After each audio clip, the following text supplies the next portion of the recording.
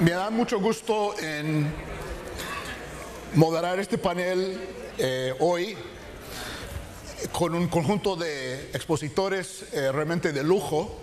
Todos son especialistas sobre la situación política en la región y hay muchos temas que creo que es importante hablar. Lo que voy a hacer es hacer una pregunta a cada uno para que compartan sus ideas iniciales y después abrirlo a ustedes, a comentarios, preguntas, para tener un diálogo interamericano, porque creo que el tema político genera mucho interés. Hay muchas cosas que están pasando y ahora, aprovechando la presencia de los 6 invitados, sería muy interesante tener una discusión para terminar el día de hoy.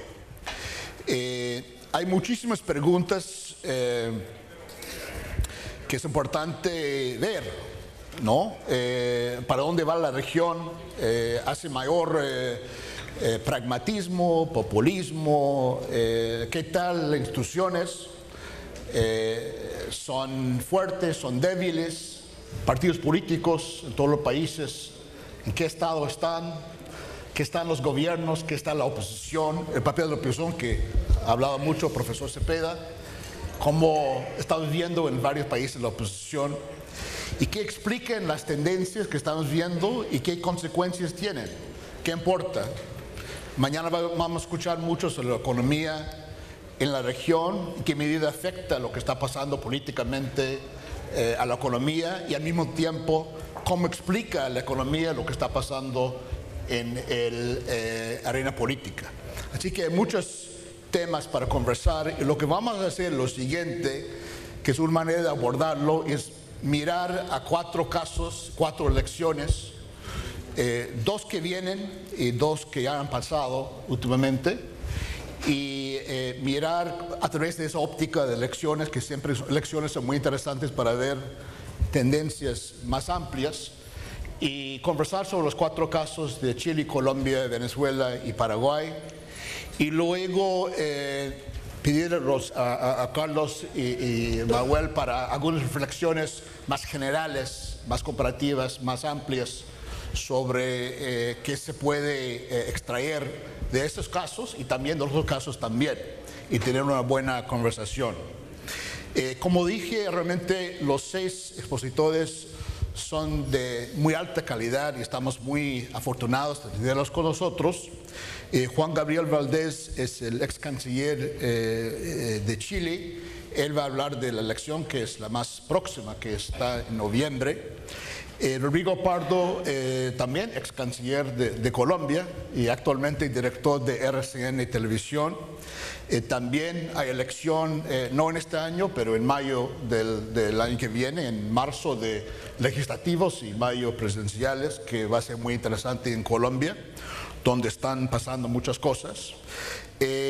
Luego tenemos Luis Vicente León, que es director de Data Analysis, que un poco va a hablar de la situación política en Venezuela, el gobierno del presidente Maduro, después de elecciones del 14 de abril, y qué se puede esperar políticamente en Venezuela, cómo está el gobierno, cómo está la oposición. Creo que no hay nadie mejor que Luis Vicente para contarnos y informarnos sobre esto. Y luego Luis Barrero, que es periodista de última hora en Paraguay. Es un país que no recibe la atención que merece, entonces estamos muy contentos de tener a Luis con nosotros. Creo que es el mejor analista que hay sobre Paraguay, y es el gobierno más recién de tomar posesión. Creo que fue el mes pasado, en agosto. Entonces recién está comenzando. ¿Qué se puede esperar de este gobierno de Paraguay, que va a ser diferente de este gobierno del gobierno anterior, y cuáles son los grandes retos en la agenda del gobierno de Horacio Cartes? Creo que también nos interesa a nosotros. Y luego, para tener una reflexión más general, más amplia, tenemos Carlos Basombrío, ex viceministro de Interior de Perú. Él es columnista de Perú 21. Su columna cada martes es lectura obligatoria, por lo menos para mí. Y creo que para algunos más también, Carlos. Muchas gracias, Carlos. Y para terminar, Manuel Alcántara, profesor de la Universidad de Salamanca en España, que siempre llega a esas conferencias con grandes tomos así sobre encuestas y otras informaciones muy interesantes sobre la política en América Latina, y Manuel conoce la región mejor que nadie, entonces seguramente nos va a dar muchas luces lo que está pasando en estos casos y también en otros. ¿Y por qué no empezamos con Juan Gabriel, y preguntarle, bueno, la elección que viene, ¿qué va a pasar? Las encuestas parecen bastante claras. ¿En qué estado está la concertación? El gobierno, la alianza, ¿cómo está eso? ¿Y qué se puede esperar de las elecciones que vienen en noviembre? Bueno, muy bien. Muchas gracias. Al contrario, y quiero agradecer a Michael y a Enrique García, por cierto, y a José Miguel Insulza por la organización de esta reunión. No es la primera vez que soy invitado y me siento muy privilegiado de estar aquí una vez más, y esta vez de hablar de Chile. Yo quisiera decir algo sobre las certezas de esta elección, sobre las paradojas de esta elección y sobre las incógnitas de esta elección. Las certezas parecen bastante evidentes para todos. Michelle Bachelet, en una encuesta hecha la semana pasada por la institución más prestigiosa de encuestas de Chile, obtuvo un 42% de la votación con 8 otros candidatos, o sea, entre 9 candidatos obtuvo 42%, y quien la siguió obtuvo 12%, la candidata de la Alianza, que es la coalición que apoya el actual gobierno de Sebastián Piñera. Es verdad que esas cifras pueden cambiar, porque en Chile los sectores de la derecha han obtenido tradicionalmente mucho más del 12%, por lo tanto esperamos que en el curso del proceso que va desde aquí hasta noviembre, la candidata de derecha debía aumentar, entendiendo que también su performance es compleja por cuanto hay otro candidato de una derecha más populista que está mostrando un resultado de cerca de 4 a 5%, y eso puede incluso afectar el rendimiento de la candidata del actual gobierno. Hay que decir que esta seguridad o este proceso de desarrollo de una candidatura de Michelle Bachelet muy anunciada desde hace ya mucho tiempo, por cuanto las preferencias de la gente por el retorno de Bachelet eran algo evidente, que se descubría a la primera vez que se le preguntaba a alguien, particularmente en el mundo popular, a quién quería ver de presidente. Este proceso se ha visto ayudado además por una crisis profunda en los sectores de derecha, por un cuadro en el cual la derecha ha tenido que cambiar 2 veces de candidato, la primera vez por un cuestionamiento al comportamiento profesional del empresario Lawrence Goldborn, que era el candidato, y luego por una situación en la cual el candidato elegido en una primaria, después de vencer a Andrés Alamán, un conocido de esta ciudad, resulta que tiene bruscamente una depresión profunda y tiene que retirarse de la campaña presidencial, por lo cual la candidata Evelyn Matei es la tercera candidata que aparece de la coalición de gobierno, y eso sin duda produce una confusión que se expresa probablemente en el 12% que declara que está dispuesto a apoyar la continuidad del actual gobierno.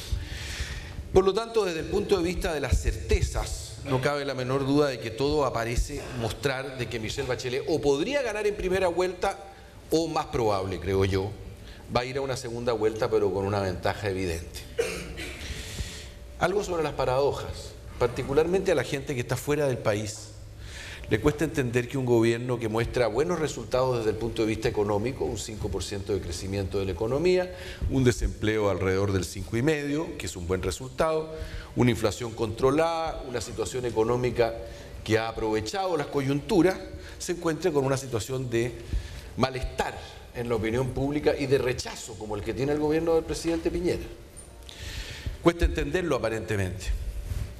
También cuesta entender, aparentemente, para muchos afuera, de que un país que tiene un resultado como el que ha tenido Chile en los últimos 20 años, en que decenas, si no centenares de miles de personas han salido de la pobreza, hay un cuadro de consolidación económica, hay transformaciones y modernizaciones de las cuales todos podemos sentirnos orgullosos, tenga una sociedad que expresa un malestar con la forma como está organizada la economía y la sociedad. Y por último, también resulta curioso, mirado desde afuera, que un país que ha hecho una transición que parece tan exitosa como la que ha tenido mi país, tenga gente que desconfía de las instituciones, que hiciera un cambio de constitución, pide una asamblea constituyente, etcétera. ¿Cómo se explica esto? Y eso ha sido, digamos, yo creo, la discusión más de fondo que ha tenido la sociedad chilena en el último tiempo. Básicamente, la reacción que han mostrado los centenares de miles de personas que han salido a la calle a protestar, especialmente en torno a la situación del lucro en la educación y la situación de pago de la educación. La expresión de esa gente es que no quieren más una frase que se dijo algunas veces y que se suena mejor dicha en inglés que en castellano, que es la frase "We do not pick up the winners, the market does". Esa idea, como rectora final de la organización y del desarrollo de la sociedad, está siendo rechazada de una manera muy vigorosa por una parte muy importante de la sociedad chilena, que ve que no tiene que el desarrollo de la privatización y de la mercantilización de las relaciones sociales, para decirlo de alguna manera precisa, ha hecho retroceder la esfera de lo público a un punto en que la sociedad siente que ha perdido todo sentido de comunidad y, en definitiva, los bienes públicos desaparecen de la vida y de la visión de la gente. Esa situación ha producido sin duda un rechazo, o por lo menos una sensación de que la sociedad chilena desde ese punto de vista ha tocado techo y se requiere un cambio importante. En el terreno político, la situación no es demasiado distinta. El imperio de una constitución originalmente hecha durante Pinochet expresa una mentalidad, una idea, utilizando eso que nosotros en América Latina llamamos the N-word, que es neoliberal. Pero la verdad es que ese concepto de una constitución, y particularmente de un tipo de legislación electoral que tiene el elemento aberrante de que quien obtiene 33% de la votación obtiene la mitad del Parlamento y luego puede contar con quórums tan altos que hace imposible cambiar cualquier legislación que sea meaningful desde el punto de vista de la transformación de la sociedad. Esa situación se hace ya intolerable para la mayoría de la población y hay un rechazo evidente a las instituciones políticas. En ese cuadro, entonces, aparecen nuestras incógnitas, porque efectivamente nosotros, para poder enfrentar una situación de esta naturaleza, responder a la enorme cantidad de expectativas de una población que, digámoslo así, da para mucho análisis y no podría hacerlo aquí, pero tiene hacia Michelle Bachelet un tipo de afecto, de confianza, de entrega, que hace que aquella desconfianza que los chilenos sienten frente a las instituciones se vuelca completamente en un acto de confianza hacia la presidenta Bachelet y por lo tanto las demandas, las exigencias, las expectativas son altas. 4 años de gobierno en un cuadro en que vamos a tratar de conseguir mayoría en el marco de un sistema binominal que sigue imperando y que hace extraordinariamente difícil conseguir los 2 parlamentarios que se requieren para tener las mayorías.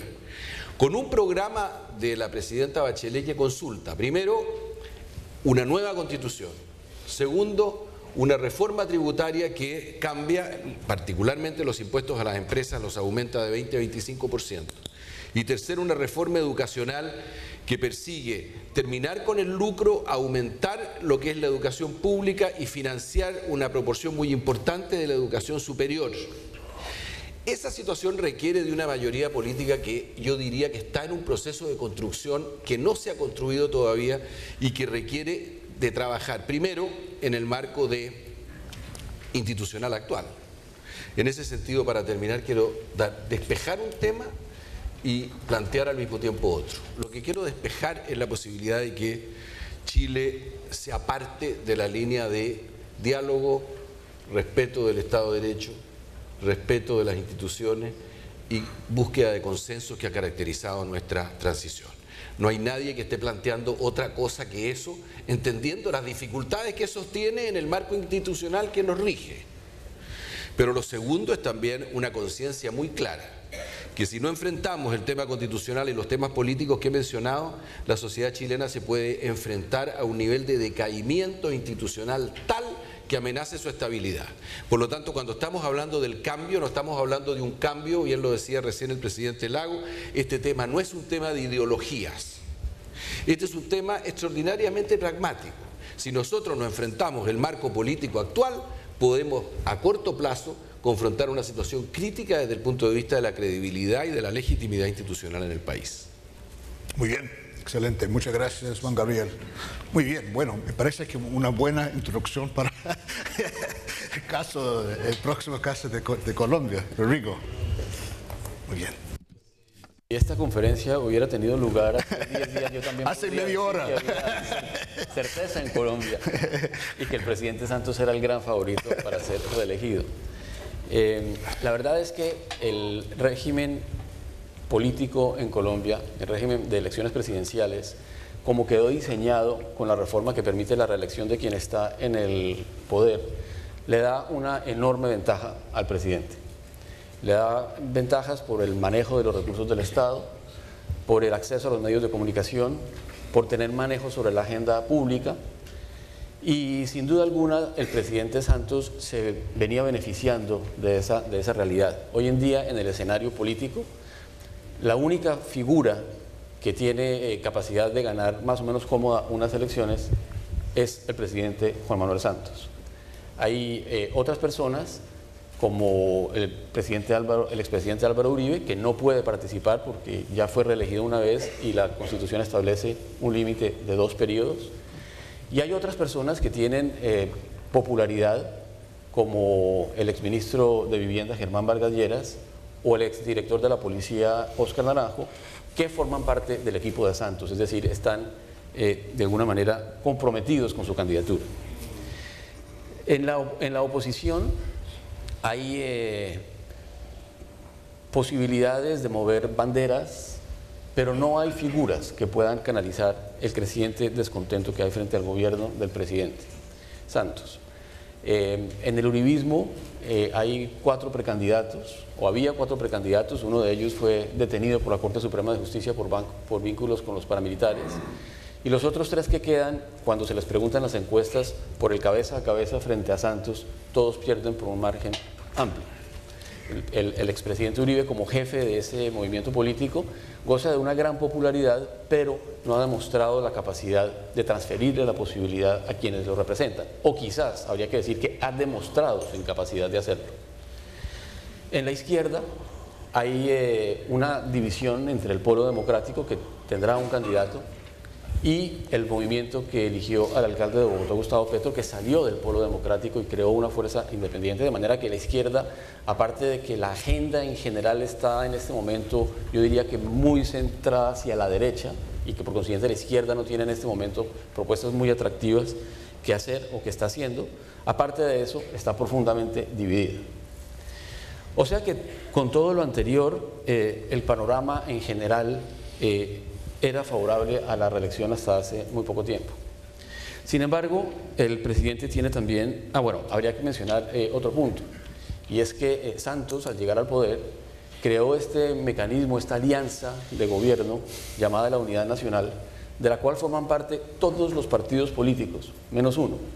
Es decir, en Colombia hay 5 partidos políticos relevantes, y de esos 5, 4, todos menos uno, están con Santos, de manera que el aparato electoral, la capacidad de movilizar al electorado, está toda con Santos. De hecho, el partido que no está con él es el Polo Democrático, que está en el problema que les acabo de definir. Sin embargo, pues como es evidente, han aparecido obstáculos muy grandes para la reelección. El primero tiene que ver con la correspondencia, con la coincidencia entre la campaña electoral y las negociaciones de paz con el grupo de las FARC en La Habana. Paradójicamente, cuando Santos lanzó el proceso de paz, tuvo un pico muy alto en las encuestas, y muchos analistas prematuramente concluyeron que esa era una jugada para fortalecer su reelección. siempre critiqué ese análisis, primero porque eso significaba darle a las FARC una gran capacidad de influencia en el proceso electoral, y contar con que esa capacidad de influencia iba a estar a disposición de Santos me parecía una ingenuidad. Pero en segundo lugar, porque en las últimas 3 elecciones en Colombia, incluida la de Juan Manuel Santos, el electorado ha preferido las ofertas de seguridad que las ofertas de paz. No es claro que si hay un acuerdo de paz que no sea satisfactorio, o si se necesita de una refrendación del proceso de paz vía la votación por Juan Manuel Santos, no es claro que la mayoría de la gente esté con él. Las encuestas dicen que la mayoría de los colombianos quieren un acuerdo de paz, pero también dicen que no están dispuestos a entregar casi nada a los guerrilleros que se desmovilicen, y en las negociaciones que se están llevando a cabo en La Habana, las solicitudes, las demandas de la guerrilla para desmovilizarse son muy altas, de manera que esa es una situación de difícil salida para Santos, y paradójicamente haber lanzado el proceso de paz antes de las elecciones se le ha convertido más en un obstáculo que en una oportunidad. Y por supuesto está el tema de los últimos días, el surgimiento de protestas en todo el país que tienen que ver con varios temas, algunas con temas, con asuntos estructurales, especialmente del sector agrario, del sector rural, del campo, pero otros que tienen que ver con el sector minero, y otros que de otros sectores han utilizado, digamos, esta oleada de manifestaciones, de paros, de bloqueos de carreteras, para hacer valer también sus banderas y sus intereses, y se han sumado, digamos, a esta protesta generalizada. En esta oleada de paros y de protestas hay una participación muy importante de un movimiento que se llama Marcha Patriótica, que para algunos es muy cercana a las FARC y responde al interés de las FARC de ir creando escenarios de participación política y de conseguir banderas populares para la eventualidad de una participación el día de mañana en la política. Hay en efecto algunos líderes de estas protestas que son personas cercanas a las FARC, no que formen parte de la organización militar o que sean guerrilleros, nada de eso, pero sí personas que tienen cercanía y simpatía demostradas.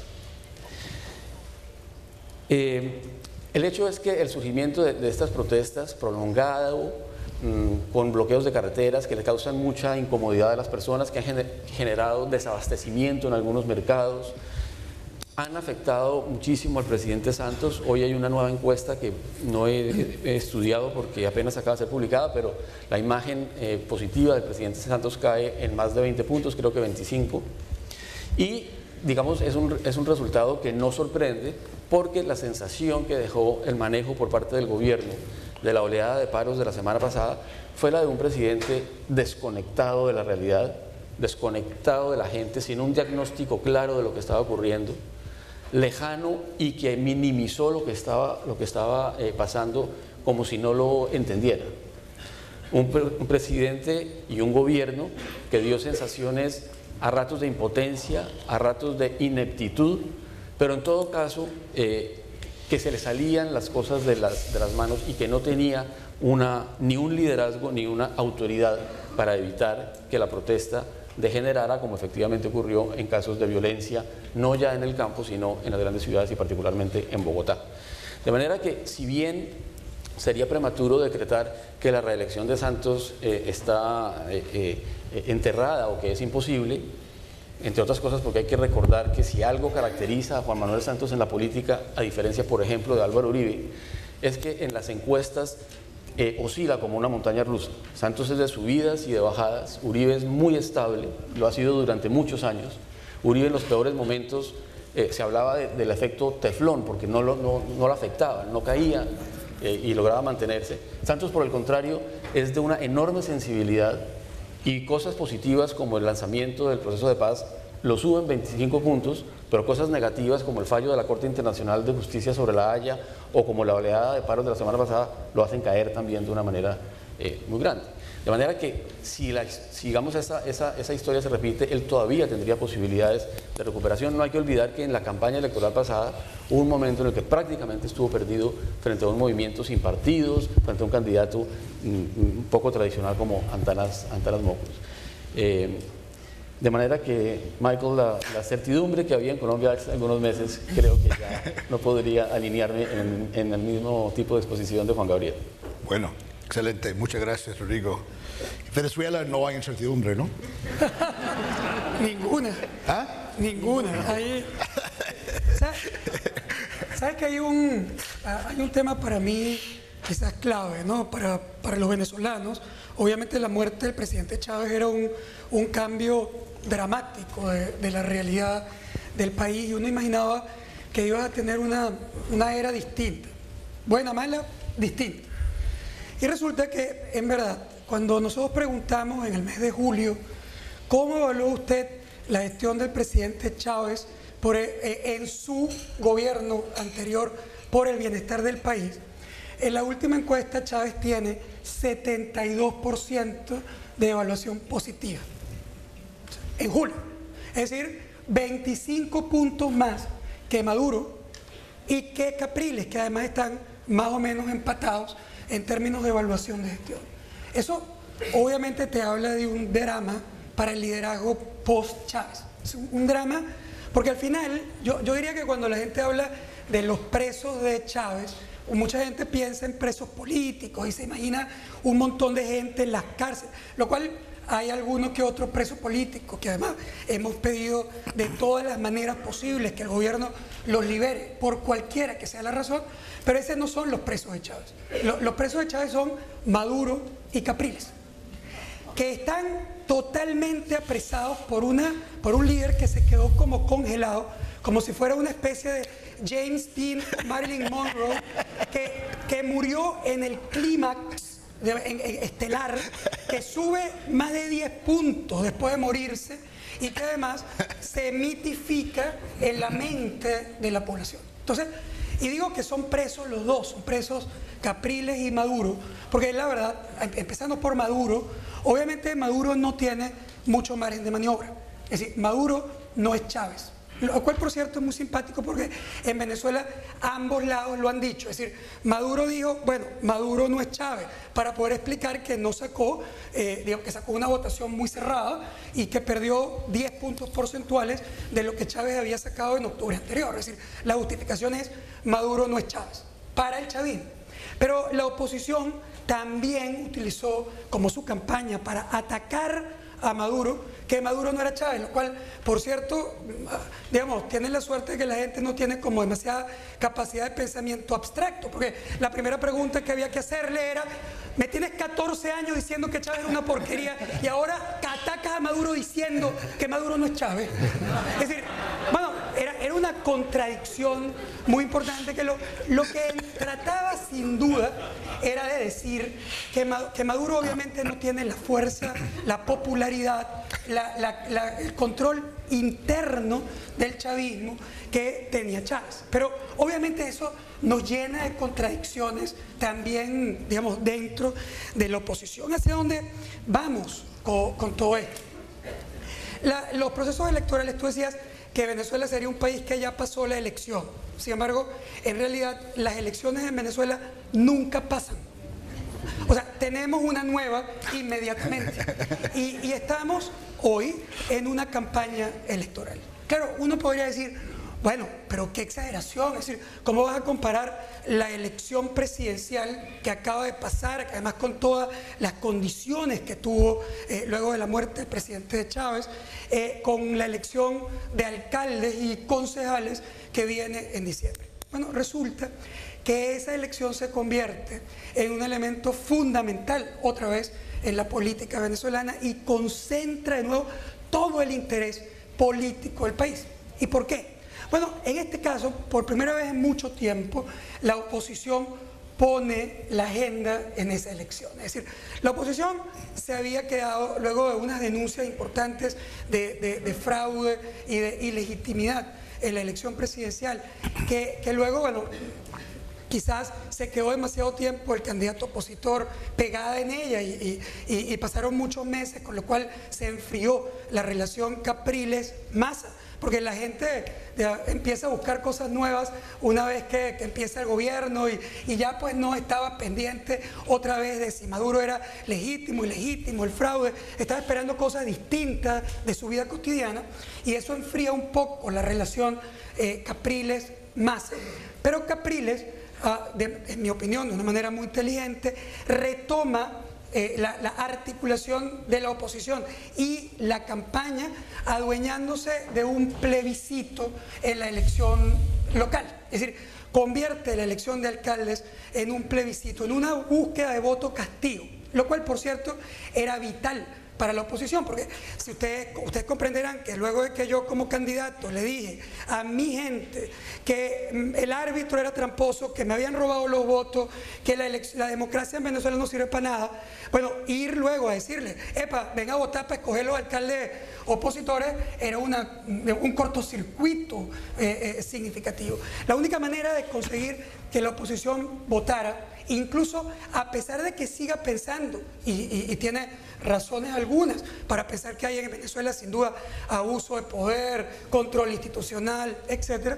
Es decir, lograr que votara a pesar de eso exigía un motivador más potente. Y el motivador fue, vota para castigar a Maduro, vota para mostrarnos todos, para demostrar que somos más. No importa si hacen trampa o no, si somos muchos, es imposible que te escondan. Es decir, es una búsqueda operativa, ese plebiscito, que ha funcionado en términos de la oposición. Y las encuestas indican que la verdad vamos a tener una votación en las elecciones de alcalde que es impresionantemente elevada para ese tipo de elección en Venezuela. ¿Qué hay para el chavismo? Evidentemente, Maduro no es mocho, es decir, tiene también cómo responder, es decir, no le falta un brazo, no le falta una pierna y a veces la gente no entiende teoría de juegos y cree que, aquí hay una estrategia fantástica a un lado, entonces está listo, y si no, el otro va a reaccionar. Y la verdad, en el chavismo también ha habido reacción. Maduro no ha aceptado el plebiscito, es decir, nunca ha hablado de eso. Él coloca la dimensión de la elección local como una elección de alcaldes, pero trabaja para el plebiscito. Trabaja para el plebiscito, incrementando, probablemente ahora viene todo un tema de recursos, de plata, de medios, de comunicación, el takeover que se ha hecho en medios de comunicación que antes, digamos, estaban más abiertos a la oposición y que cada vez le dan menos espacio a la comunicación y que obliga o limita a la oposición a medios alternativos y al trabajo político convencional cara a cara, pero que evidentemente siempre es más difícil, sobre todo en etapas de campaña. Pero Maduro obviamente está ahí, está en el juego. ¿Qué puede ocurrir? Bueno, la elección, y cierro con esto, la elección local tiene una dificultad de interpretación, porque hay tres indicadores distintos para medir el éxito de una parte u otra en esa elección. Lo primero es, pues siguiendo una elección de alcalde, obviamente van a sacar la cuenta de cuántos alcaldes sacó cada uno, ¿sí? Porque esa es la elección, es decir, elegir alcaldes. La segunda es quién gana los símbolos, es decir, quién gana las grandes ciudades que son fundamentales para decir, mira dónde estoy y mi fuerza.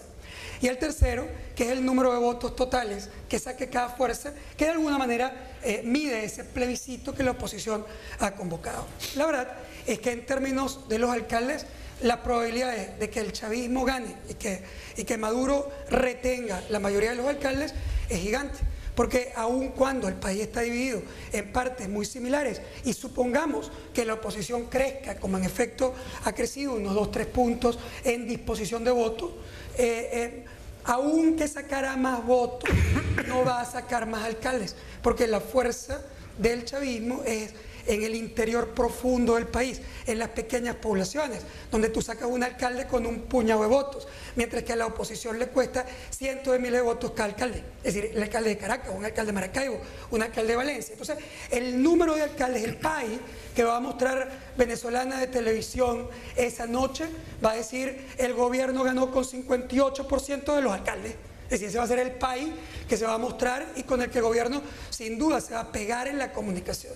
En los símbolos la oposición es favorita, porque ella es más fuerte en los centros poblados principales. Sin embargo, tiene un problema, un reto, una dificultad, que es que Caracas, sobre todo el municipio más importante, que es Libertador, es probable que sea retenido por el gobierno, y depende de cómo se manejen los votos en el resto de las alcaldías. Hay una batalla dura en la alcaldía mayor de Caracas, que va a ser el gran símbolo de quien ganó Caracas en esa elección.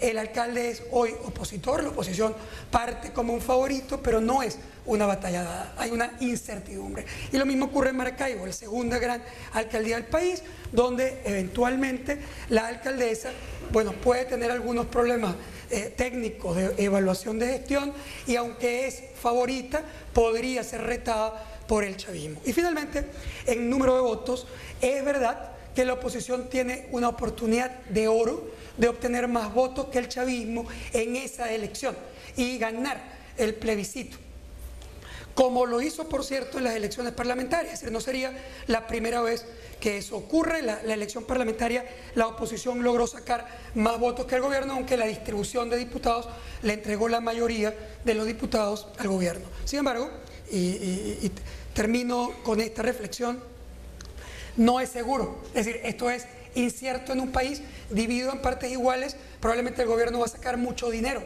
a la calle en este último trimestre, va a tratar de activar los perritos de Pavlov que salivan cuando ven recursos dando vueltas en la sociedad venezolana, y aunque esto suena feo, funciona, porque el populismo es popular. Al final, Maduro, esto parece un trabalenguas, Maduro gana más ganando que lo que pierde perdiendo. Es decir, si pierde, va a ser un resultado mixto, donde va a tener argumentos para mostrar algunos triunfos en la elección municipal. En cambio, si gana el plebiscito y gana el número de alcaldes, va a adueñarse del plebiscito que hoy desconoce y va a decir que fue la demostración clara de que el pueblo es mayoritariamente chavista. Muy bien. Muy interesante. Gracias, Luis Vicente. Muy interesante. Luis, Bueno, primero ¿cómo que ves el nada, gobierno de Cartas? tengo que decir primero que nada que en este momento me siento en compañía de Capriles y Maduro, porque tengo que exorcizar a Chávez después de esta presentación. Pero bueno, yo les voy a hablar de la muerte del Pato Donald para competir un poco con Chávez. Para entender lo que pasa en Paraguay, es muy importante, por eso decía la muerte del Pato Donald, recordar una frase que había emitido alguna vez el que fue el último gran caudillo del Partido Colorado, Luis María Argaña, vicepresidente de la República, asesinado en circunstancias hasta ahora no aclaradas. Él había dicho en algún momento que el Partido Colorado, 60 años en el poder, podía tener al Pato Donald de candidato que igual ganaba en elecciones. Y hasta el momento en que lanzó la frase tenía razón. El Partido Colorado es un partido bastante parecido al PRI, tiene muchas características del PRI. Es un partido que se fue amoldando a la medida que pasaba el tiempo, de acuerdo con cuál era la ideología o la forma de hacer política que estaba de moda. Es un partido que en sus inicios fue un partido liberal, que en la década del 30 fue un partido nacionalista, nacional socialista, habría que decir para ser más preciso, que en la década del 60 fue un partido peronista, y que en la década del 90, después de la caída de la dictadura en el 89, tiene cierto discurso neoliberal, aunque nunca se llegó esto a llevar a la práctica. Lo que le pasó a ese partido, después de tantos años en el poder, y cuando el señor Argaña lanzaba la frase, es que fue vaciándose totalmente de contenido político y se convirtió en un aparato electoral. El Partido Colorado era una gigantesca maquinaria capaz de ganar cualquier elección. Y en eso tenía razón Argaña, cualquier candidato con ese partido ganaba una elección. Eso ocurrió hasta que el principal partido de oposición, también hay que decir que el Partido Colorado es el padrón para todos los partidos, es decir, repiten el mismo modelo exitoso que tuvo durante 60 años el Partido Colorado. El principal partido de oposición, para exorcizar la figura del Pato Donald, fue a una iglesia. Más precisamente buscó un obispo, un ex obispo.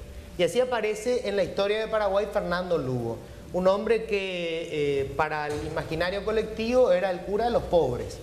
Fue el obispo del departamento más pobre de Paraguay y su historia estaba vinculada de alguna manera con las luchas sociales. El Partido Liberal renuncia a la candidatura presidencial, trae una figura no política y con esa figura consigue tumbar al partido que llevaba 60 años en el poder. La muerte del Pato Donald, de manos de un cura. Se produce, sin embargo, un fenómeno que se repite ahora y que yo no sé si es muy lejano de todo lo que está pasando en América Latina, que es un problema de fondo. Es el drama de la muerte del Pato Donald. Fernando Lugo llega al poder, pero es un presidente sin un partido político. Y el Partido Liberal llega al poder, pero en realidad no tiene el gobierno. O sea, el gobierno de Fernando Lugo es un gobierno eunuco, un adjetivo bastante poco feliz para Fernando Lugo. Pero más o menos esa era la situación que se estaba dando.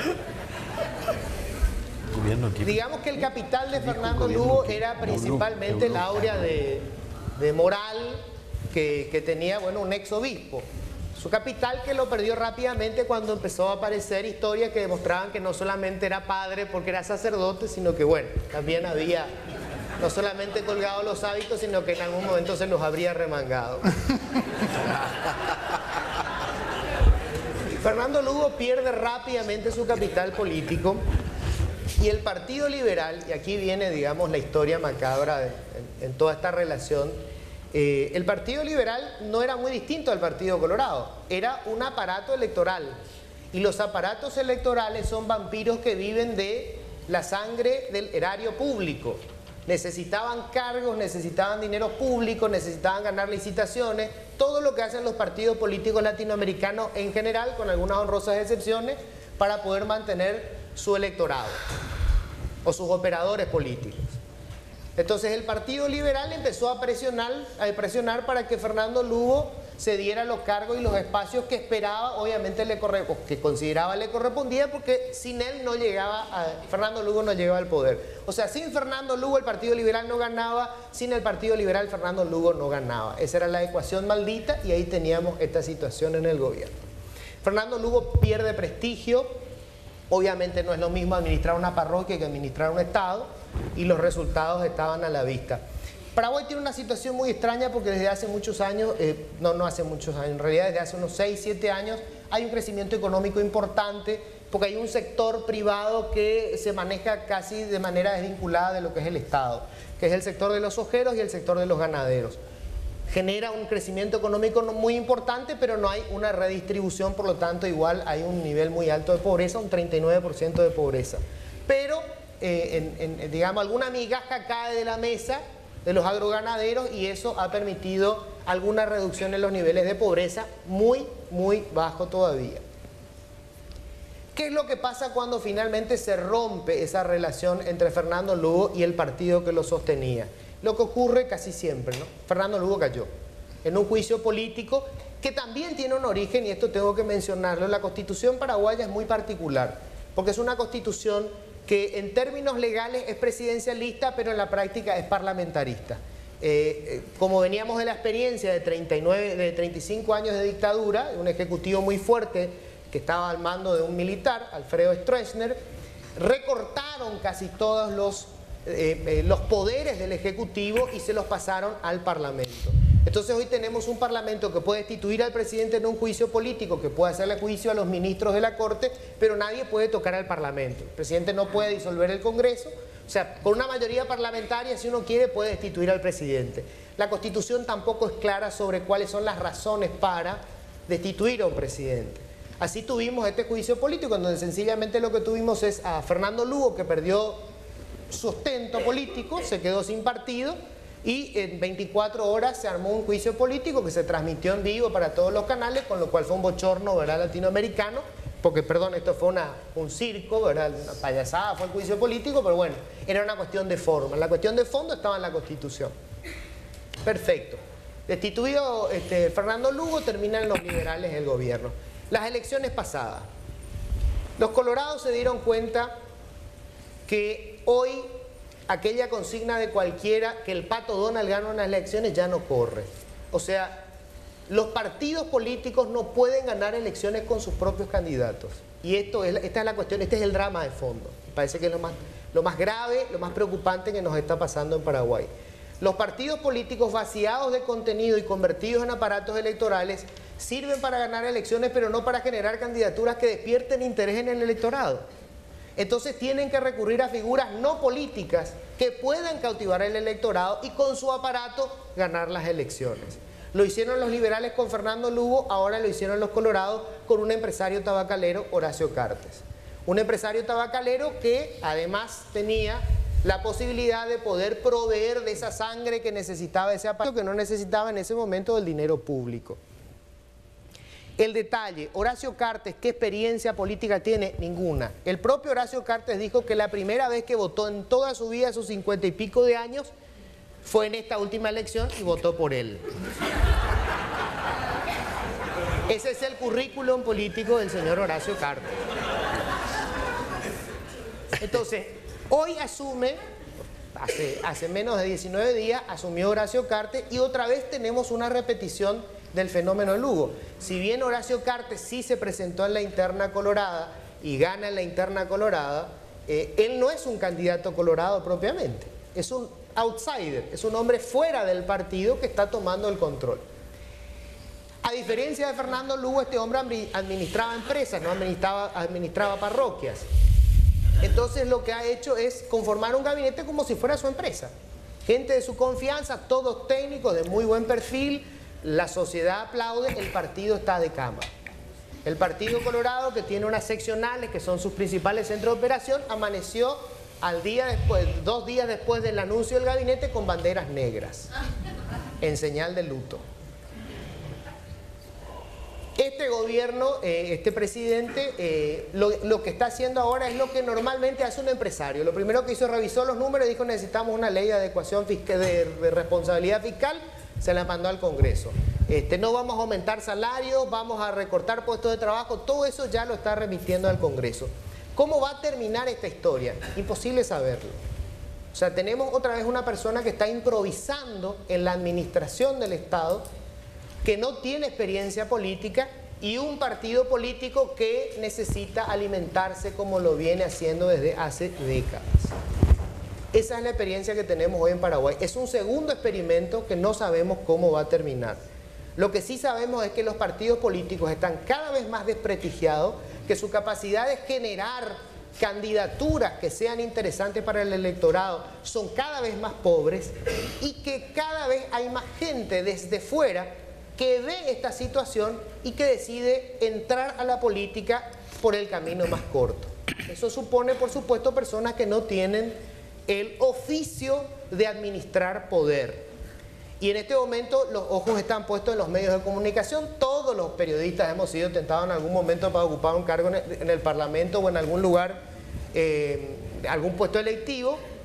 De hecho, hay varios periodistas ahora en el Congreso. Hubo un periodista que fue uno de los candidatos también a la elección. Y para cerrar, cierro con esto para que tengan una idea, ¿verdad?, de cuál es el escenario que se viene. Un ministro del gobierno saliente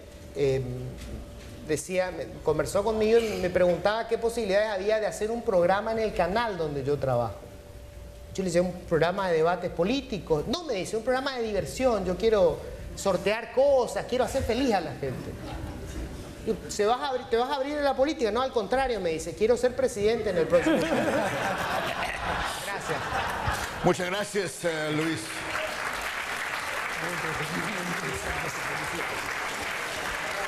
Bueno, yo creo que ahora vamos a las presentaciones más generales. Yo sé, en Perú no sabe nada de outsiders, entonces es un tema que no conoce muy bien, ¿no? La verdad que después de exposiciones tan entretenidas y a la vez serias, es difícil intervenir. A mí me toca empezar la reflexión más tratando de usar temas más transversales que los expresados a nivel de los países y además en 5 minutos. Yo quisiera reducir mi presentación, mi comentario, a que creo que hay 2 hechos importantes que están ocurriendo, que no es que hayan empezado ninguno de los 2 ahorita, pero que están dándose con más fuerza. Uno epidérmico y otro que podría ser no tanto, pero sin duda es epidérmico a primera vista, y uno mucho más profundo que creo que también está ocurriendo, y terminar con un brevísimo comentario de cómo esto puede o no afectar los escenarios electorales. En torno a lo epidérmico, yo creo que, a diferencia de Venezuela, que está presa de Chávez, creo que América Latina de alguna manera se ha librado de Chávez. O sea, en el sentido sin duda Chávez ha sido el actor político más importante por su voluntarismo, su ambición, la radicalidad de las cosas que planteaba, la forma en que alteraba los escenarios internacionales, etcétera, etcétera. Todos conocemos esa historia y de pronto ya no hay Chávez. Y sin duda, aquí de nuevo, Maduro no es Chávez. Y Venezuela no es la Venezuela petrolera potente de hace unos años, sino un país en crisis. Y no hay reemplazo. Correa creo que no tiene la ambición de reemplazarlo. Ecuador es un país más pequeño y eso creo que lo haría más difícil.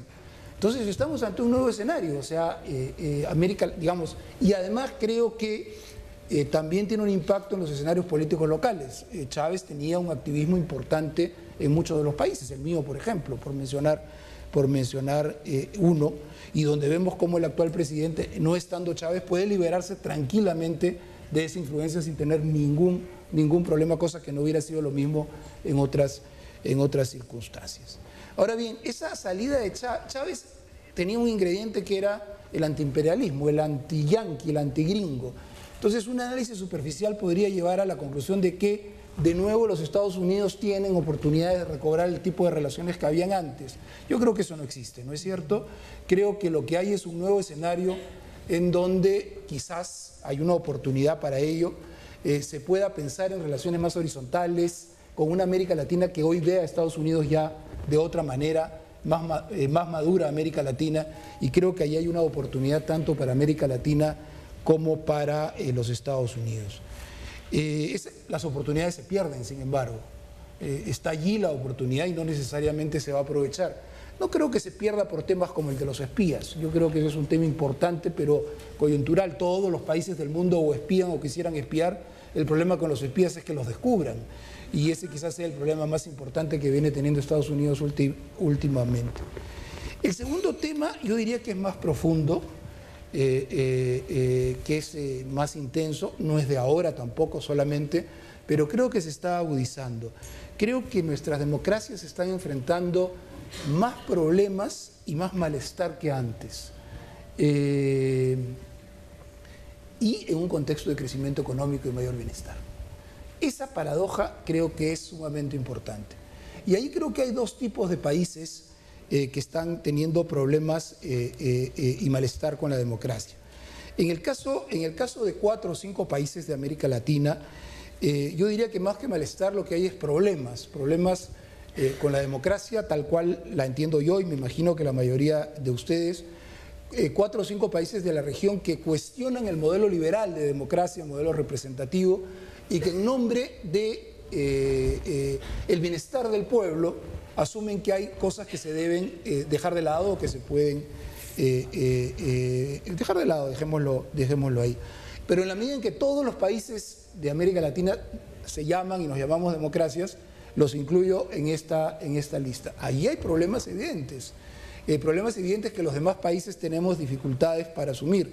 Los problemas de las libertades de opinión, de información, la concentración de poder, las elecciones poco competitivas, la falta de alternancia, todos temas bastante conocidos y quizás ya muy reiterados, pero no por ello que hayan cambiado en lo más mínimo en estos años.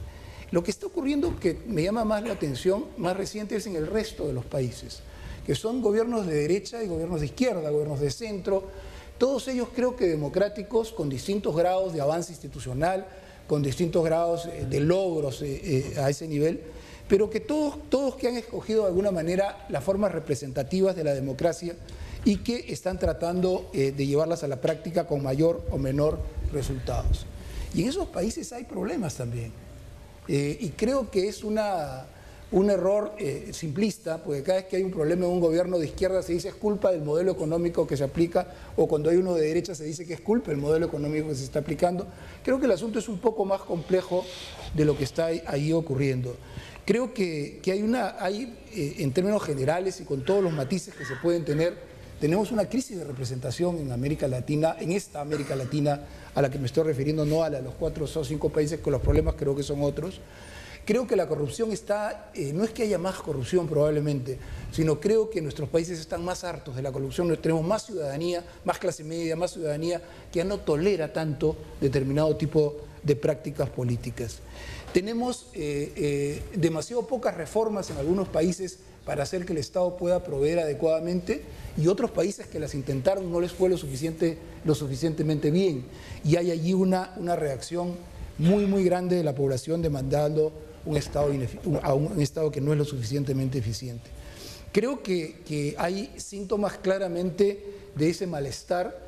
Por ejemplo, veamos popularidad de presidentes. Es impresionante, uno mira uno a uno los presidentes de América Latina y para el estándar de cada país todos tienen menos de los que tenían sus predecesores. Empecemos con México, que Peña Nieto tiene menos que los que tenían sus predecesores, Colombia donde está, el Perú ni se diga, pues ya estamos más acostumbrados, pero también en caída, Chile, Brasil con Dilma Rousseff, hay allí una expresión de ese malestar.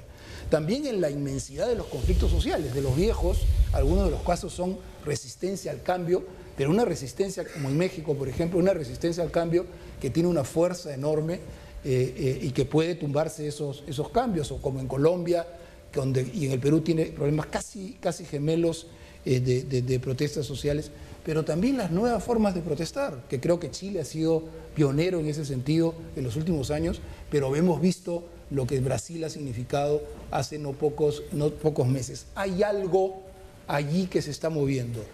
Yo creo que si eso se le mezcla con un cóctel que todavía no se da en la región de una agudización de la crisis, que ojalá no se produzca, las cosas pueden ser más complicadas. Pero, ¿cómo impacta esta situación, aún sin la crisis, en escenarios electorales? Yo creo que la palabra clave ahí es incertidumbre.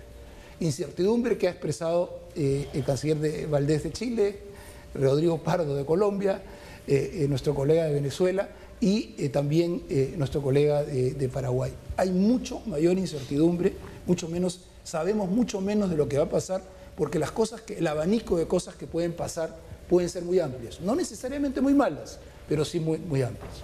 Muy bien, excelente. Muy bien, Carlos, gracias. Manolo. Muchas gracias. Y muchas gracias por la invitación al diálogo, a la CAF, a la OEA. Bueno, hemos visto 4 casos nacionales y ya han visto ustedes la heterogeneidad en estos 4 casos, ¿no? O sea que entonces hacer una prolongación a 18 casos, como muy bien ha hecho Carlos, es complejo. Yo me voy a centrar en tres elementos y luego una consideración final. Los elementos son una breve consideración sobre las elecciones, sobre los partidos y sobre las relaciones ejecutivo-legislativo. Sobre las elecciones, bueno, es muy obvio que la democracia electoral en América Latina está asentada, que llevamos prácticamente 35 años de manera continuada teniendo procesos electorales y que no hay ninguna autoridad política que no llegue a la política sino a través de elecciones, que la bondad de estas elecciones es razonablemente aceptable. Sin embargo, en el último ciclo electoral tenemos una anomalía que es el caso nicaragüense, ¿no? O sea, las elecciones de Nicaragua, tanto las elecciones municipales como las elecciones presidenciales y legislativas últimas, no son aceptables por la comunidad internacional, y eso hay que decirlo y repetirlo una y otra vez. Hubo defectos de todo tipo, desde la propia capacidad electoral del presidente Ortega hasta el propio proceso, ¿no? Y las últimas elecciones de Venezuela que tienen su qué sé yo, diríamos. Se sigue manteniendo algo que es bastante anómalo y que es aceptado por todos los partidos políticos, que es el fenómeno de la compra de votos. Investigaciones bastante serias nos indican que un promedio del 20% del voto en América Latina es comprado. Países que centran esta compra de votos en determinadas regiones, yo que sé, la costa atlántica en Colombia, por ejemplo, en estados del interior en México, igual en Argentina, las provincias del interior, etcétera. Pero eso es un fenómeno bastante generalizado y ya digo que el promedio vendría a ser el 20%. Creo que esta es una anomalía bastante seria. Hay un escenario positivo en el sentido de y ahí disiento con Carlos lo que decía de la incertidumbre. O sea, bien es cierto que hay incertidumbre porque no se conoce definitivamente quién es el ganador, pero la volatilidad electoral en América Latina en los últimos años es bastante baja, es en menos de 20 puntos, lo cual indica que hay un asentamiento de pautas electorales, las que hay, no digo que sean perfectas, pero las que hay están bastante asentadas. En ese sentido yo hablaría de más estabilidad electoral que otra cosa, ¿no? Los resultados electorales, si se dan ustedes cuenta del último ciclo, por lo menos de las elecciones presidenciales, denotan que ha habido muy poca competitividad, en el sentido de que son muy pocas las elecciones donde realmente los dos candidatos, primero y segundo, llegan con un muy margen de votos. Dejando de lado las elecciones que todos conocemos de Venezuela del mes pasado, de abril pasado, marzo pasado, abril. Los casos donde hubo muy pequeño margen fueron solamente 3 países, El Salvador, Chile y Perú. En el resto de los países las distancias han sido abismales entre el primero y el segundo. Eso en parte es una buena noticia para la administración electoral, pero también es un indicativo de un fenómeno que luego trataré cuando hable del tema de la presidencialización de la política. Esto con respecto a las elecciones. ¿Qué reto veo yo que tienen las elecciones? Que no hemos... se ha dicho algo aquí, pero que creo que hay que insistir muchísimo más todavía. Es el tema de la financiación. La financiación de las elecciones, la financiación de la política es un problema universal de las democracias, no es un problema solo de América Latina, ¿no? Impacta en el tema de la equidad, de la competición. Se habla de elecciones libres, pero difícilmente es una elección libre si uno de los candidatos está gastando 100 veces más que el segundo, ¿no? Esto que se señalaba de Horacio Cartes es una realidad, ¿no? O sea, él ha puesto toda la maquinaria de su empresa, de su bolsillo en la campaña electoral, y esto evidentemente juega y tiene un efecto muy importante. Pero también, en segundo término, la cuestión de la transparencia, ¿no? En sociedades muy machacadas, muy golpeadas por la delincuencia, por el crimen, la posibilidad de que el crimen incorpore dinero, como desgraciadamente ha ocurrido en Colombia y la justicia colombiana ha actuado sobre ello, es un problema muy serio de las elecciones. Yo creo que estos dos elementos creo que los debemos tener en cuenta, porque creo que van a seguir siendo una constante en el siguiente ciclo electoral que estamos abriendo. Creo que, si me permiten un vaticinio, vamos, con respecto a las elecciones de los próximos 14, 16 meses, las elecciones más importantes se van a dar en un pequeño país que se llama El Salvador. Porque por primera vez en El Salvador todo parece indicar que va a haber una segunda vuelta. Y una segunda vuelta con un partido de derecha y un partido de izquierda muy claramente posicionados en la escala izquierda-derecha, y un candidato extraño de centro que es el expresidente Funes, puede generar un escenario realmente complicado y un escenario muy, vamos, yo creo que muy interesante. Segundo punto, partidos y sistema de partidos. Evidentemente hay un dato que todos compartimos, que señalaba Carlos ahora, es el desprestigio de los partidos, ¿no? Los partidos sufren un deterioro en términos de la opinión pública, hay una absoluta consideración negativa de los mismos. De nuevo, este es un fenómeno bastante universal, o sea, no es un fenómeno que se ciña exclusivamente a América Latina. Pero ¿qué es lo que tiene de característico en el caso de América Latina? Bueno, hay algunas noticias buenas y otras malas, ¿no? Por ejemplo, una noticia buena es que se van incorporando el sistema de primarias, ¿no? Poco a poco, no tan rápidamente como debería ser, pero los partidos están entrando en una lógica. Por ejemplo, Argentina aprobó hace 2 años finalmente una ley de primarias abiertas y obligatorias que se ha celebrado pues hace apenas un mes, ¿no? Yo creo que este es un elemento fundamental en el proceso. También es un elemento fundamental en los partidos políticos el hecho de que se siguen manteniendo, ¿no? los partidos políticos siguen estando presentes en el juego político latinoamericano. Bien es cierto que hay estos problemas que se han ido señalando, a los cuales voy a señalar yo unos más, pero es cierto que la política latinoamericana está razonablemente partidizada. Es decir, los partidos políticos siguen teniendo una presencia muy importante, por supuesto, en países con democracias de alta calidad, como Chile, como Uruguay, como Costa Rica, pero también en otros países. He dicho El Salvador, podríamos decir el propio caso por supuesto, de México, donde los partidos políticos desempeñan un papel. Ahora bien, en otros casos los partidos políticos están sufriendo un proceso de desinstitucionalización, o han sufrido un proceso de desinstitucionalización muy fuerte. Es decir, por una parte se han roto los vínculos con los ciudadanos, en segundo lugar han perdido identidad, ¿no? y han entrado entonces en un proceso de atomización de política de candidatos, ¿no? Como puede ser el caso peruano, por ejemplo, o el caso guatemalteco. No hay partidos, sino lo que hay son candidatos, ¿no? Y algo que es también generalizable, por ejemplo, a los países europeos, que es lo que sería la disolución paulatina de las identidades clásicas, ¿no? De la identidad clásica de izquierda y derecha, ¿no? Probablemente esto está siendo reemplazado por otros ejes que en algunos casos tienen una fuerza afectiva o emotiva muy fuerte. Por ejemplo, también se ha citado aquí el tema del antiimperialismo. Eso sigue siendo algo muy arraigado en sectores poblacionales y muy fácil de azuzar. El tema de la globalización y antiglobalización, el tema del mercado y del libre mercado, ¿no? El tema también incluso de lo que podríamos denominar una suerte de nacionalismo criollo, ¿no? Podríamos encontrarlo también en esta forma nueva de ideologización, ¿no? Están perdiendo en algunos casos, solo en algunos, el vigor que todo partido político tiene que tener, por ejemplo, a la hora de nominar sus candidatos, ¿no? Y aquí hemos tenido un excelente ejemplo con el caso de Paraguay, por 2 elecciones seguidas, ¿no? Es decir, como 2 partidos tradicionales, y que uno, digamos, en la literatura encuentra esos 2 partidos, el Partido Colorado y el Partido Liberal, como los 2 grandes referentes partidos del siglo XIX, cómo han tenido que acudir a candidatos no partidistas, ¿no?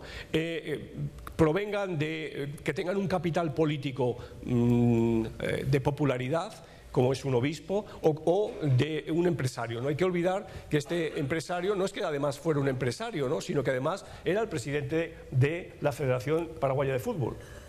Miembro o presidente de un club, de un partido, o sea, lo cual en América Latina es un dato social muy importante. O sea, que comunicadores sociales, actores, en este caso también un obispo, ¿no? Aparecen entonces con un capital político, y ese capital político lo compran los partidos y les ponen como candidatos, ¿no?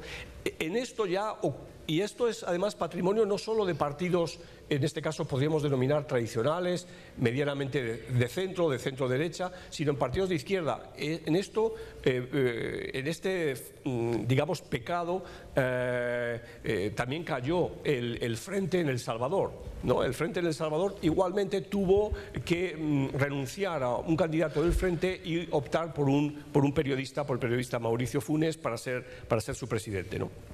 O sea, ¿qué retos supondrían esto? Yo creo que tendrían que caminar hacia la profesionalización de la política. Pero esta es una dimensión que dejo, si hay alguien que quiera preguntar, puedo contestar sobre esto.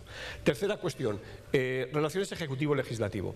Es decir, ¿cómo queda la política después de las elecciones? Porque claro, nos olvidamos, o no nos olvidamos, y sobre todo nos olvidan los aquí presentes, porque la mayoría son americanos del continente. O sea, digamos, el extraño soy yo como europeo parlamentarista, que en todas las Américas se celebran 2 elecciones, ¿no? Es decir, se elige un presidente y se elige a un congreso, ¿no? Y esto permite analizar qué pasa en esas relaciones, ¿no? En las relaciones entre el Ejecutivo y el Legislativo, ¿no? En un ámbito en el que hay una tradición presidencialista muy fuerte, presidencialista y también a la vez caudillista muy fuerte. Bueno, los escenarios son 3, ¿no? Tenemos gobiernos en minoría, es decir, o presidentes que no tienen una mayoría suficiente en el Congreso y que lo pasan muy mal, para aprobar leyes. Piensen ustedes en parte, no totalmente, pero drama mexicano desde el año, prácticamente desde el año 97 para acá, ¿no? Y cómo ya se planteaba en el almuerzo, la intervención de Alicia planteaba precisamente como los retos que se pueden producir en México a propósito de las reformas que hay ahora. Segunda cuestión es un escenario de gobiernos que logran generar coaliciones medianamente estables, ¿no? Ese modelo del presidencialismo de coalición bastante exitoso en Brasil, ¿no? Porque es un gobierno en el que piensen ustedes que en Brasil hay más de 20 partidos en el Congreso. Y normalmente el gabinete tiene en su composición, desde el propio vicepresidente, porque claro, hablamos de que el PT está en el gobierno y no recordamos que siempre ha habido un vicepresidente conservador, acompañando tanto a Lula como ahora a Dilma, y luego ministros de distintos partidos, ¿no? Por consiguiente hay un presidencialismo de coalición, algo que de otra manera distinta se había ensayado en Chile durante la concertación. Y finalmente, claro, un escenario que es el que se ha ido, si hacemos una breve catalogación de los gobiernos actuales en América Latina, es el que ha ido incrementándose y que son gobiernos que tienen mayoría en el Congreso, ¿no? Es decir, que tienen una mayoría cómoda en el Congreso. Y en este sentido, claro, el reto más claro, y que no sabemos cómo va a terminar porque los mexicanos llevan discutiendo esto prácticamente 20 años, es la reforma política en México, ¿no? ¿Qué va a pasar si se va a introducir la segunda vuelta presidencial? Es decir, si va a haber algunos mecanismos que favorezcan este tipo de gobiernos de coalición. Mi consideración final tiene que ver un poco con lo que se ha planteado aquí del legado de Chávez.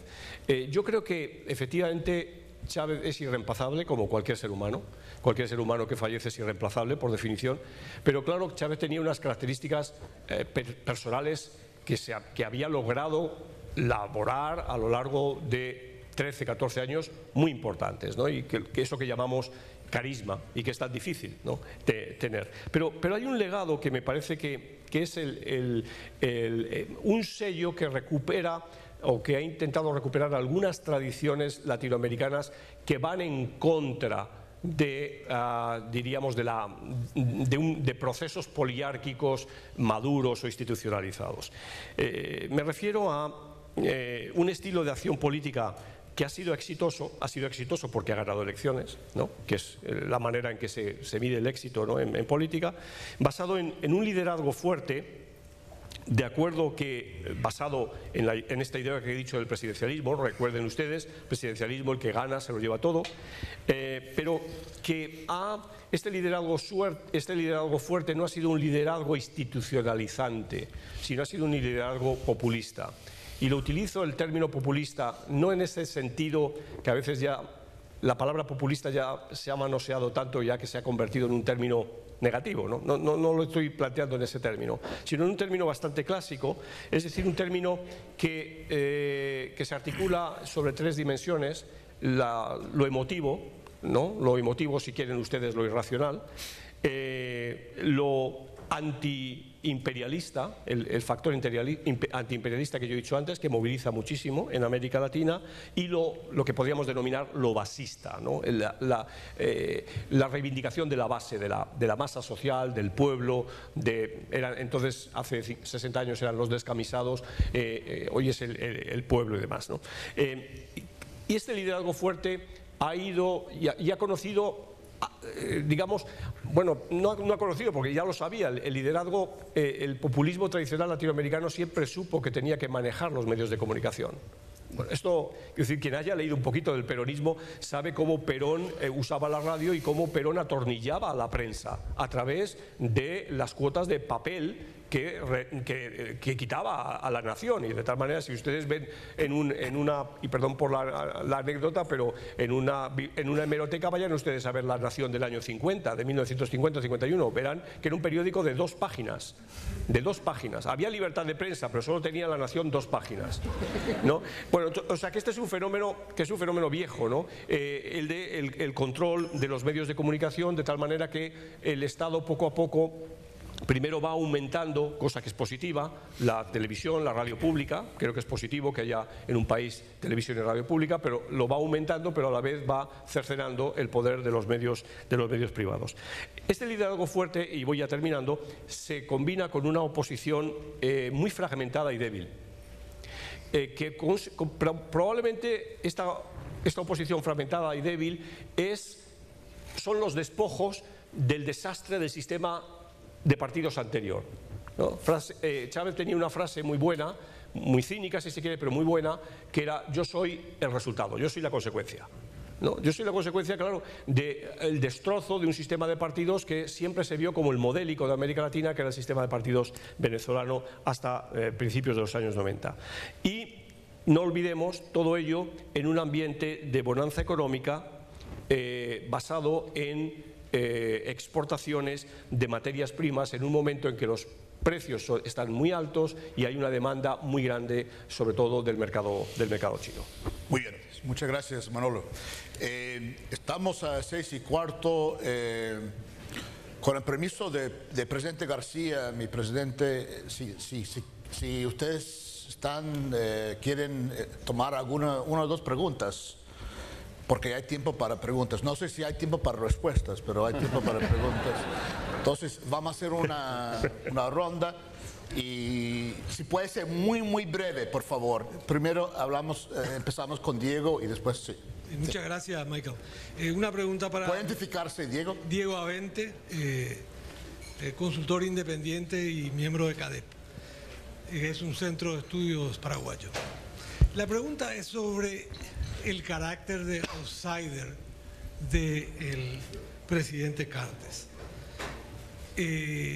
Parecería que se compara y se pone en pie de igualdad a Lugo como outsider, que tenía carisma pero no tenía recursos, con Cartes, que no tenía carisma pero tenía recursos. Entonces mi pregunta es, ¿el Partido Colorado recurre a Cartes porque fue presidente del Club Libertad, porque era popular o porque era el hombre más rico del país? Entonces, ¿qué clase de outsider es? Esa es la primera pregunta. Diego, yo creo que vamos a... Brevísimamente. Sí, pero muy breve. El impacto de la muerte de Oviedo en el resultado de la elección. Y si el gabinete de Cartes es un gabinete de empresarios o de tecnócratas. Bueno, gracias. Sí. Aquí. Después allá. Yo tengo una pregunta muy sencilla que ¿Tu nombre? Cecilia López, de Colombia. ¿Por qué en un panel sobre la política en América Latina no hay una mujer? Muy buena pregunta. Muy buena pregunta.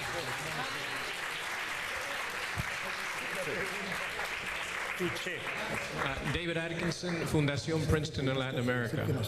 Supongamos de que John Kerry no hubiese cancelado su cita y de que estuviera sentado ahí con ustedes. ¿Cuál sería su recomendación a él, cara a cara, de cómo los Estados Unidos deberían enfrentar los casos de violaciones clarísimas de la democracia en América Latina hasta el extremo de la violación de derechos humanos? Muy bien. Sí. ¿Violaciones clarísimas aquí en América Latina? Sí. Le diría que se preocupara de la violación. Supongo, sí. Le diría que se preocupara. Doctora Georgina Falú, ¿por qué en un panel sobre América Latina, donde hay 150 millones de negros, no hay un negro? Sí. Ya. Fuerte. No sé quién quiere tomar esa pregunta. Una pregunta para todos. ¿Hay un rol para... John, tu nombre. Mesto, ex diplomático de los Estados Unidos. ¿Hay un rol para la Organización de Estados Americanos en estos temas de democracia y derechos humanos? Y si hay, ¿qué debe ser? Ya. Allá. Oscar Echevarría. Luis Vicente, ¿cuál sigue siendo el papel de Raúl Castro en Venezuela? Bueno, si no hay otras preguntas, voy a pedir a Luis para, si quiere contestar lo de... Sí. De Diego. Luis? No, Luis y Luis. ¿Yo? Y después Luis Vicente, sí. Empezamos con Paraguay. Sí. Bueno, Después. sí. Las diferencias entre Cartes y Lugo era la pregunta, ¿no? Sí, son personalidades distintas. Obviamente, el atractivo político es distinto. pero se trata de buscar un candidato que tenga un atractivo político para el electorado. En el caso de Fernando Lugo, obviamente era la imagen como un exobispo. En ese momento el electorado estaba harto de figuras como, o fenómenos como la corrupción, el manejo arbitrario de los recursos públicos, etcétera, etcétera. Entonces, Fernando Lugo aparecía como el hombre cuyo capital más importante era su moral, el aura que rodea a un hombre que viene de la iglesia y que lo perdió rápidamente, lamentablemente, cuando aparecen los escándalos de los hijos. En el caso de Horacio Cartes, obviamente un factor fundamental fue que tenía recursos para poder financiar a ese vampiro muerto que era el Partido Colorado, que se había quedado sin la yugular pública. Entonces, Horacio Cartes podía suministrarle sangre hasta que llegaran otra vez hasta el fisco, ¿verdad? Pero no era solamente el tema de tener dinero, porque si fuera solamente por una cuestión de dinero, en la elección pasada el Partido Colorado pierde con una candidata para quien, digamos, el Estado, a través del entonces presidente, puso todos los recursos disponibles. Horacio Cartes era también una figura, era el outsider, era el no político en esa elección, en donde el Partido Liberal, que venía arrastrando el muerto del juicio político, o sea, del estigma del traidor, porque le sacó el piso, le movió el piso al presidente Lugo para que cayera, presenta lo mejor que tenía en su cuadro, que fue el candidato del Partido Liberal, fue ministro de Obras Públicas, un hombre con una muy buena imagen, pero era el político contra el no político.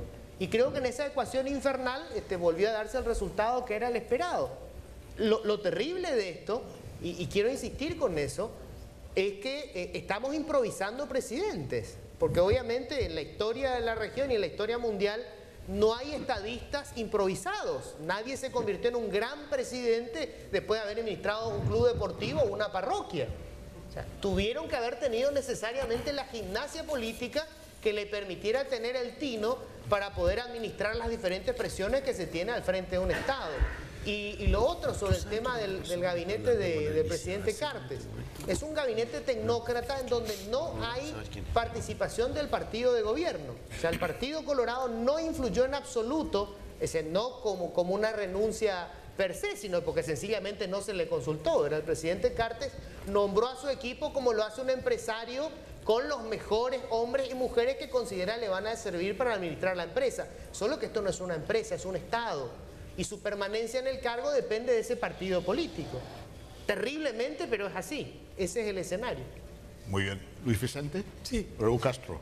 Bueno, obviamente que Cuba sigue teniendo un papel importante en la política venezolana. Primero, quizás hay algunos mitos sobre que los cubanos dominan todo en Venezuela y además son la cabeza del sector militar. Eso no es cierto, pero lo que sí es cierto es que hay sin duda una relación estrecha, mucha gente de Cuba en Venezuela y además en lo que sabes hacer, que es de alguna manera ayudarlos al control, digamos, de una variable que es, primero, información y segundo, miedo. Es decir, la bóveda de miedo del doctor Sartori, donde tú sabes que puedes, de ser descubierto, donde toda la información existe para el gobierno, el manejo de la comunicación, el manejo de la información. Es decir, creo que Cuba sirve como un excelente asesor al gobierno venezolano en el manejo de esas matrices de opinión pública. Pero fíjate que yo creo que hay un tema que a veces confunde. Es decir, uno piensa que la influencia de Castro indica, de cualquiera de los dos, indica un camino hacia la comunización del país. Y la verdad es que hasta lo que yo conocí, oí o discutí con muchísimos actores del chavismo, con el presidente Chávez vivo, yo diría que más bien los Castro eran bastante más modernos en el plano de lo que debería hacerse en la economía venezolana, siendo una especie de propuesta caribeña de Deng Xiaoping, donde tú deberías tener una radicalización extrema de la política con una moderación de la economía, con una moderación de la negociación con el sector privado, con la permanencia del sector privado como un actor fundamental hacia el desarrollo a futuro. Y yo creo que eso no ha cambiado en Raúl Castro. Yo creo que los cubanos no están induciendo una comunización de la economía venezolana. Si están asesorando a Maduro, lo estarán asesorando para ser más fuerte y más duro en el plano político, pero no necesariamente en el plano económico.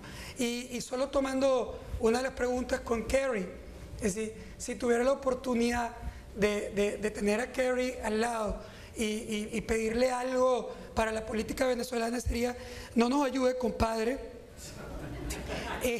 porque la verdad, cada vez que hay un intento de ayuda, puede ser más complicado. Yo recuerdo, como hoy, la encuesta que hicimos antes de que el presidente Chávez fuera a visitar a Saddam Hussein en Irak.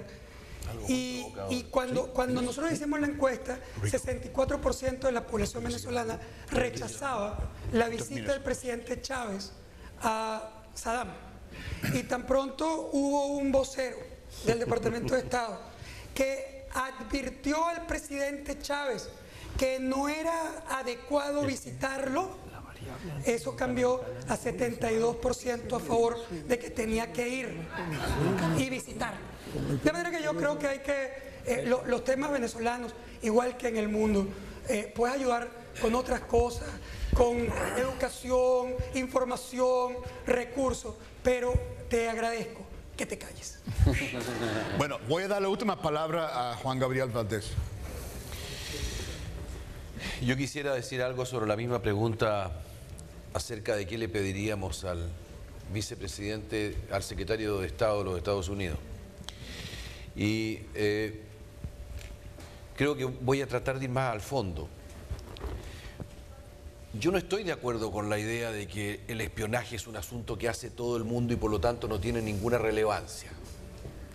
Ni tampoco estoy de acuerdo con el hecho de que las cárceles secretas de la CIA en algunos países de Europa Oriental no le generan a ningún latinoamericano ninguna idea en la cabeza.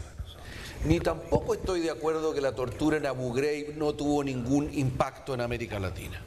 Nosotros superamos dictaduras muy violentas en América Latina gracias al apoyo de, entre otros, el gobierno de Estados Unidos.